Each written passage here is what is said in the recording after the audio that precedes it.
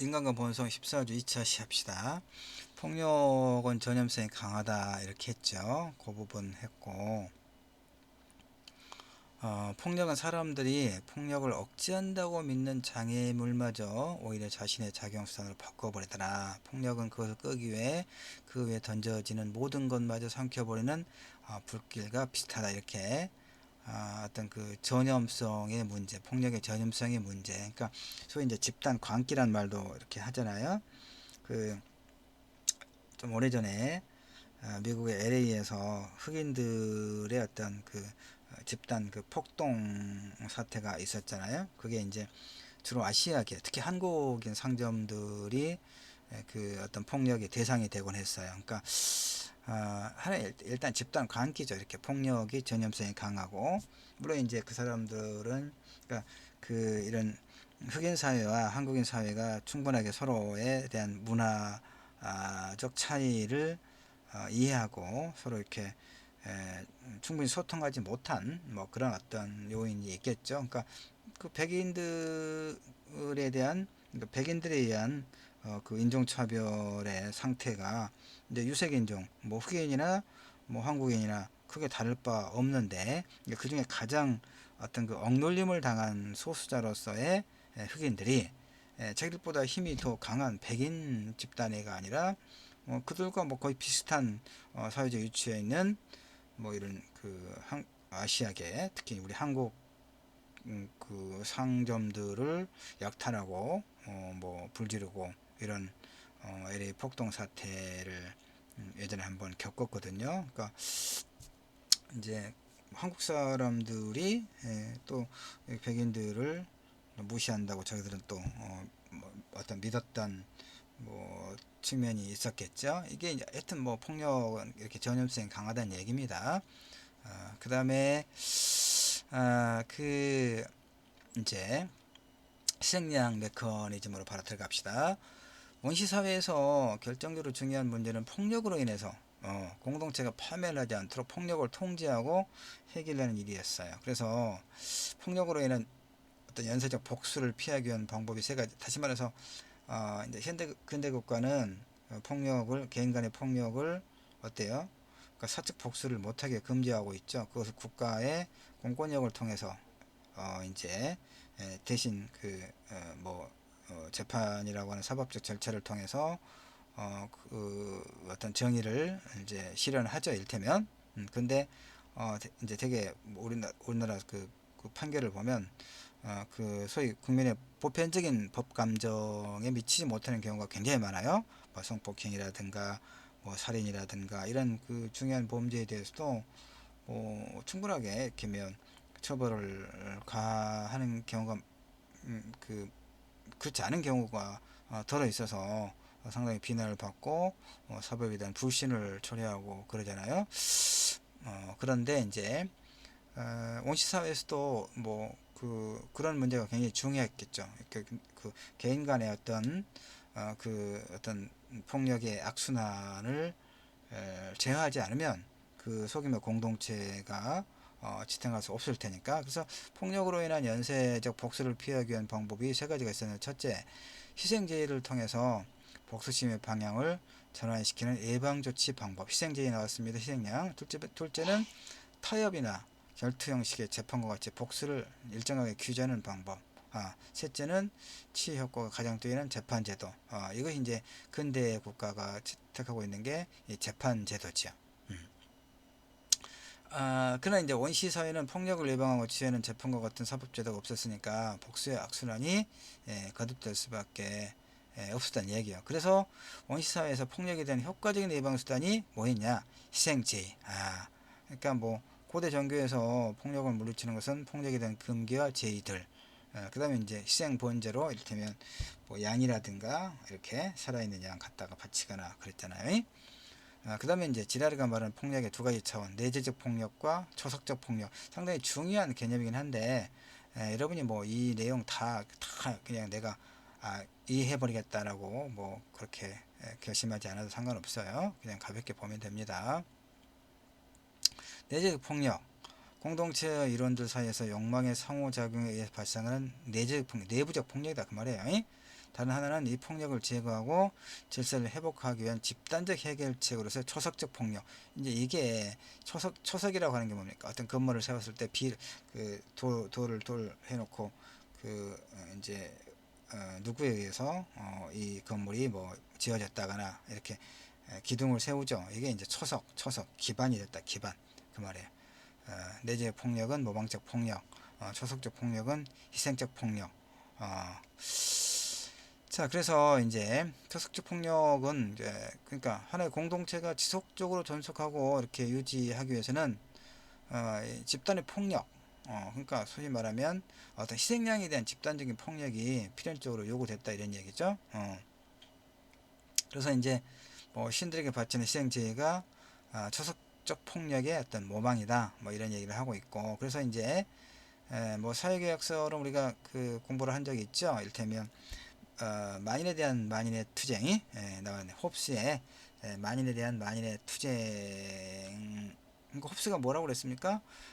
자연 상태에서는 인간은 만인에 대한 만인의 투쟁, 그런 폭력 상태에 노출된다. 그래서 뭐가 필요했습니까? 국가가. 그렇죠? 그러니까 개인의 어떤 권리를 국가에 양도함으로써, 그게 사회계약설이죠. 그래서 이제 국가를 세우고 국가로 하여금 이제 이런 그 어떤 질서를 유지하게 하는 것이 사회계획설이었단 말이에요. 그 지라르의 경우는 홉스의 만인에 대한 만인의 폭력을 인에 대한 만인의 폭력으로 이제 수정한 게 지라르의 초속 폭력이다. 뭐 이런 얘기고요. 희생제의. 자, 희생제의는 모든 종교와 문화에서 쉽게 발견돼요. 흔히 희생제의는 인간이나 동물 같은 희생물을 바쳐서 신의 노염을 풀고 선의를 기대하는 그런 제의로 우리가 알고 있죠. 뭐 그렇게 잘 알고 있는 거 그게 맞아요. 맞습니다. 그런데 이제 그렇다면 원시사회에서부터 시작된 희생제의는 인류가 짝패 갈등에서 빚어진 폭력 모방을 예방하고 그 효과를 감소시키는 장치로 기능했다. 원초적인 폭력을 숨기고 정당화하는 기제로 이 희생제의를 이제 사용했다. 이렇게 해석을 해요. 그 다음에 쭉 봅시다. 지라르는 인류가 그 갈등을 피하고 공동체를 유지하기 위해서 무고한 희생양에게 폭력을 행사함으로써 폭력의 악순환을 해결해왔다. 이게 중요하죠. 무고한 희생양에게. 그러니까 이제 아까 이제 뭐 만주사변이라든가 일본의 이제 관동 대지진에서 무고한 조선인들이 뭐 이제 우물의 독약을 풀었다 해갖고 그 어떤 불안과 혼란과 당혹스러운 그 상황을 그 조선인들을 학살하는 것으로 이렇게 문제를 해결했던 게 일본의 관동 대지진이고 그러거든요. 뭐 한국의 경우도 우리가 이제 해방됐지만 뭐 남북에 이렇게 서로 다른 정권이 들어서고 체제가 들어서고 이렇게 분단되고 전쟁이 일어나고 그랬잖아요. 그러니까 그 전쟁, 한국 전쟁 북한이 일으켰지만 그 전쟁에서 실패하고 나니까 전쟁을 일으켰던 김일성 소위 말하면 그 지휘부가 책임을 져야 되잖아요. 근데 자기들이 정권을 유지하기 위해서 이제 다른 이제 사람들에게 뭐 미제 간첩이다 이렇게 뒤집어 씌워서 다 이제 숙청 했잖아요. 그래서 자기의 정권을 이렇게 유지하고 뭐 우리 이제 남한도 뭐 크게 사정이 다르지 않아요. 저 박정희가 군부 쿠데타를 일으켜가지고 18년 동안 집권하고 그러면서 자신의 어떤 그러니까 남북 대결 상황을 악용한 북한이나 남한이나 악용해요. 그래서 남한도 박정희도 이제 정치적 반대자들을 전부 다 무슨 뭐 간첩이니 어부 간첩이니 뭐 유학생 간첩이니 뭐 제일동포 간첩이니 전부 다 고문해가지고 간첩 만들어가지고 그 국민들에게 어떤 경각심, 그러니까 자신들의 어떤 정권을 안정적으로 유지하기 위해서 이렇게 엉뚱한 죄 없는 사람들 갖다가 고문해서 조작해가지고 간첩들 만들었다. 이게 희생양인 거예요. 알겠죠? 북한도 마찬가지, 남한도 마찬가지. 이렇게 갈등으로 인한 폭력으로부터 공동체를 구해내고 사회적 통합을 모색하기 위해 원시사회가 고안해낸 것이 바로 희생제의였다. 이런 얘기예요. 자, 희생양 메커니즘은 어떤 쓸모가 있었어요? 위기에 처한 공동체를 구하고 폭력의 악순환을 중단시키는 그런 효과적인 하나의 도구였다 이런 얘기예요. 희생양의 기능은 공동체 내부에 폭력을 진정시키고 분쟁의 폭발을 막는데 그 이제 어떤 기능이 있었다 그 말이에요. 그래서 중세 유럽에서도 십자군 7번에 걸친 십자군 전쟁이 있었는데 첫 번째만 뭐 조금 이긴 듯 만 듯하고 나머지는 다 실패했거든요. 그러니까 굉장히 많은 그 기독교 세력 내부에서 불만이 있었을 거 아니에요. 그러니까 그 불만을 이제 그 무화하기 위해서 희생양들을 찾아냈던 거죠. 그래서 뭐 집시라든가 특히 여성들 다 이렇게 그 마녀라고 해서 마녀 화형하고 그다음에 이제 그들의 재산을 몰수하고 이런 그 희생양의 그런 그런 희생제의가 있었죠. 그러니까 이렇게 희생양은 연고자가 없는 자거나 힘없는 자를 말하는 거죠. 외국인 중에서 전쟁 포로노예 뭐 파르마코스처럼 사회에서 배제되거나 그 속에 거의 속하지 못하는 사람들. 예. 이제 뭐 20대 국회 말에 뭐 부산 형제복지원 전두환 때 그 뭐 이를테면 불황 그런 사람들을 이렇게 수용했다고 죄 없는 사람들 다 집어넣어 가지고 엄청나게 폭력을 해서 수백 명 아마 죽고 그랬죠. 이런 사건들에 대한 진상 규명 몇십 년 동안 요구해도 꼼짝도 않다가 최근에야 이제 배상이나 보상을 하지 않되 진실은 규명한다 이런 이제 그 뭐 과거사 그 진상 규명에 관련한 법률을 뭐 이제 5월 뭐 며칠인가 20일인가 마지막 본회의 때 통과시키고 그랬었죠. 근데 그런 게 희생양이 되는 거죠. 이렇게 그 거주지가 없거나 가족이 없는 사람, 절름발이 불구자 빈털털이 불안한 사람들, 병자, 버려진 노인들, 정신지체 이런 사람들 사회적으로 가치가 없다고 이제 자기들이 판단하는 사람들. 예. 그 다음에 이제 뭐 정상적인 상태나 허용 한계를 벗어났다고 생각하는 사람들. 그러니까 얼마나 억울해. 이게 얼마나 주관적이에요. 그렇죠? 희생양의 선택은 터무니없이 작은 차이로 시작해서 한 개인을 구별하고 양극화시켰다 이런 얘기죠. 희생양의 주된 특징은 폭력을 당하더라도 복수할 가능성이 없거나 보복할 능력이 없는 자들이었다는 점이 있어요. 그래서 희생양은 구별되고 배제된 자들이 있고 자들이었고 약하고 상처받기 쉬운 자들. 그러니까 건강한 사회라면 오히려 이들에게 더 관심을 쏟고 배려하는 것이 마땅하죠. 그러나 고대 사회는 이들 희생양으로 삼아 고대 사회만 그런 게 아니었다니까요. 현대 한국에서도. 그래서 공동체 전체 유익을 그러니까 모른 척한 거죠. 지랄에 의하면 인류의 각종 제도와 언어에는 폭력적이고 불편한 진실에 대한 흔적이 남아있더라. 약국이나 약학이라는 말은 우원적으로 뭐 파르마코스와 관련이 있는데 이 파르마코스는 그래서 폴리스가 관리했던 이제 도시국가 그래서는 도시국가에 있잖아요. 뭐 아테네라든가 스파르타 이런 작은 도시국가로 그걸 폴리스라고 하는데 그래서 폴리스가 관리했던 제의적 인간 희생양 전쟁 포로를 말하는 거예요.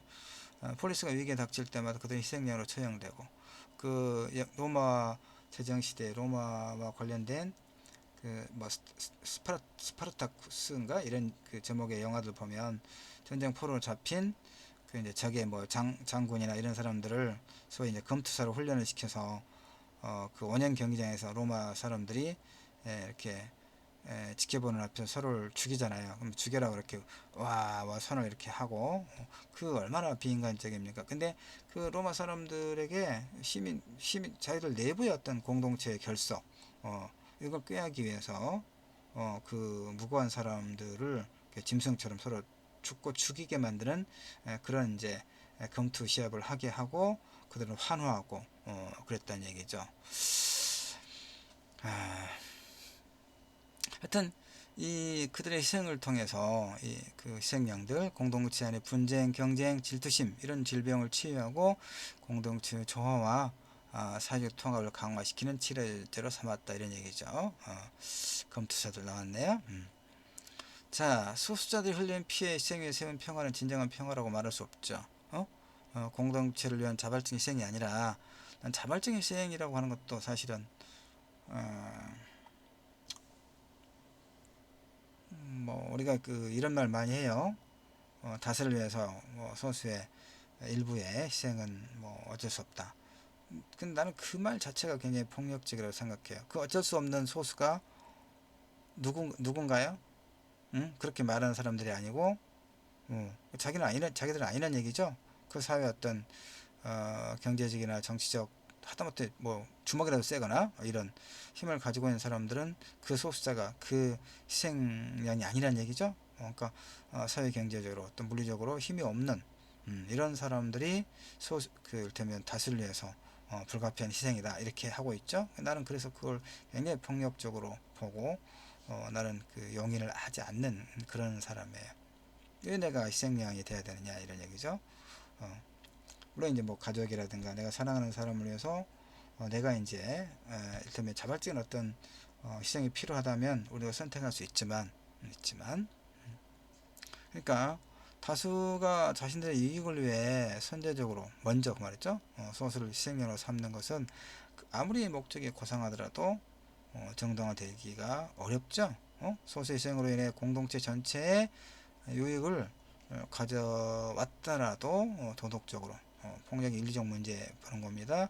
용납될 수 없다는 거죠. 그 다음에 만장일치라고 하는 것이 무슨 얘기냐면 희생양 한 사람에게 집중시킨다는 그런 측면에서 적개심을 그러니까 이를테면 뭐 희생양이 죽으면 패스트는 치유되고 혼란은 가라앉고 평화가 다시 회복되고 갈등이 해소되고 그러니까 누군가 이제 그 사람들은 아무 죄 없는 그 사회 경제적 약자가 희생되는 것이 옳지 못하다고 생각할 수도 있을 거 아니에요. 그렇죠?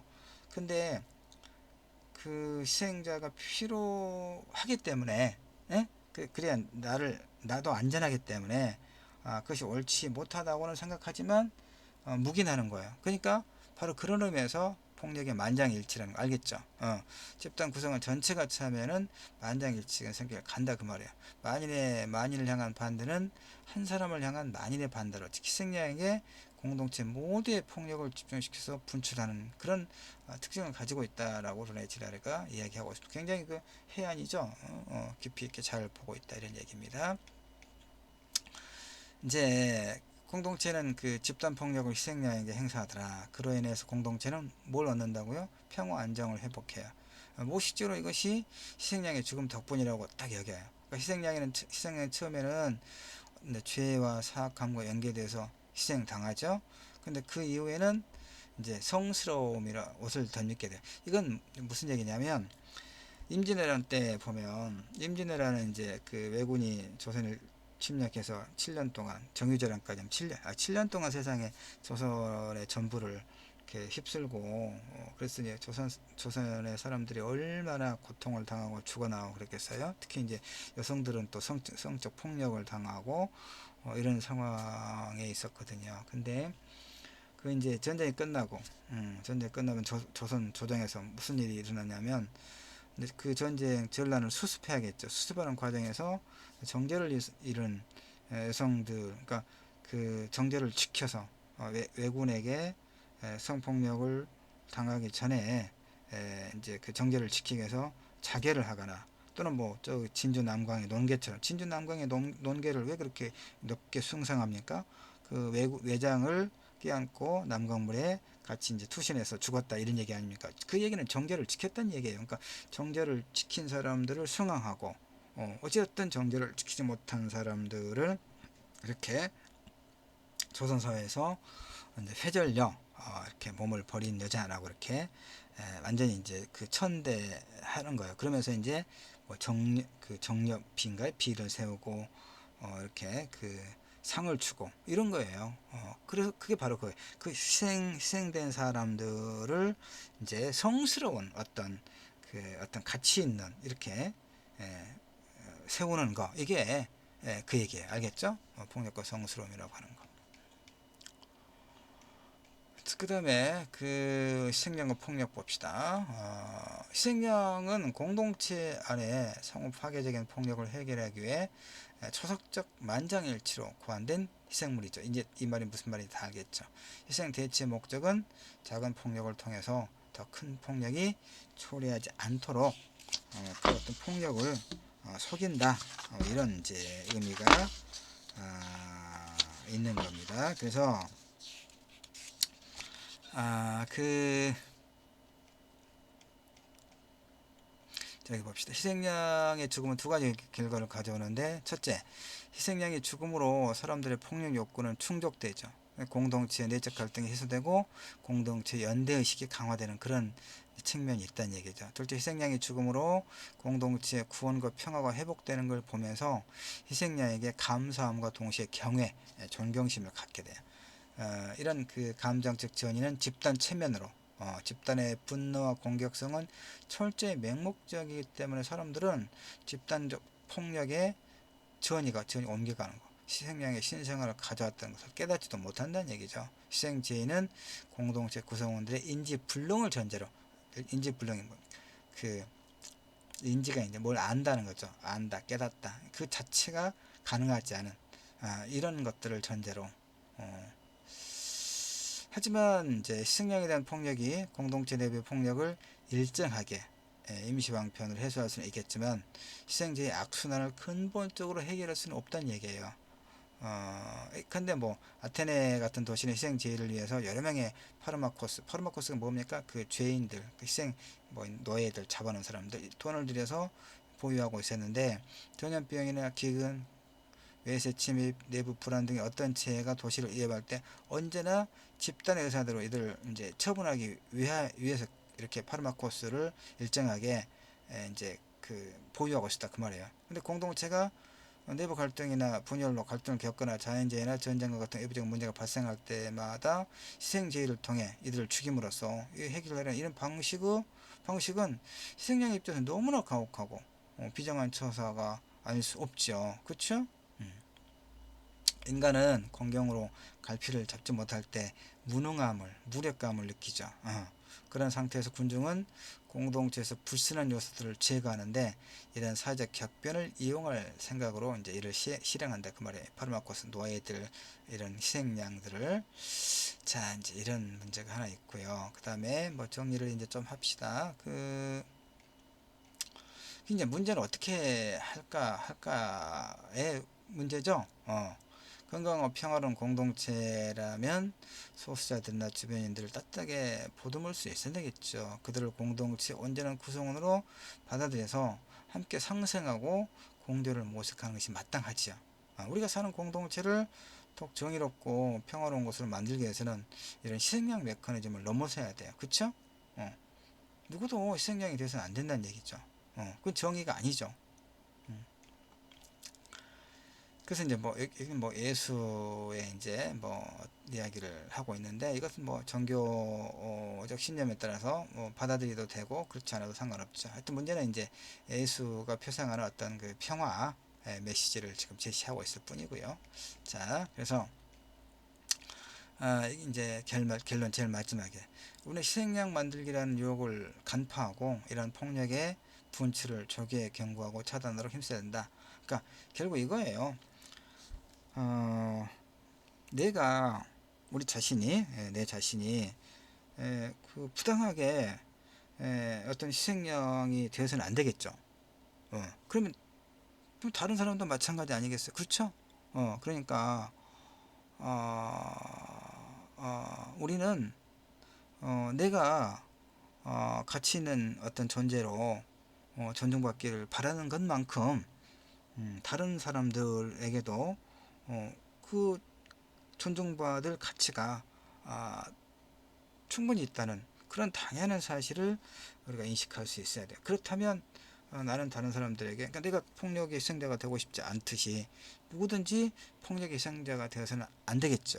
이제 그런 인식을 갖고 있으면 내가 누군가에게 말 한마디도 거칠게 하는 것보다는 좀 더 자제하고, 화가 나더라도 자제하고, 주먹을 뻗지 말고 조금 말로 하고, 이런 것들이 필요하죠. 그러니까 상대의 분노를 조금 참고 상대에게 어떤 관용을 베풀고, 이런 어떤 노력들이 필요하지 않겠어요?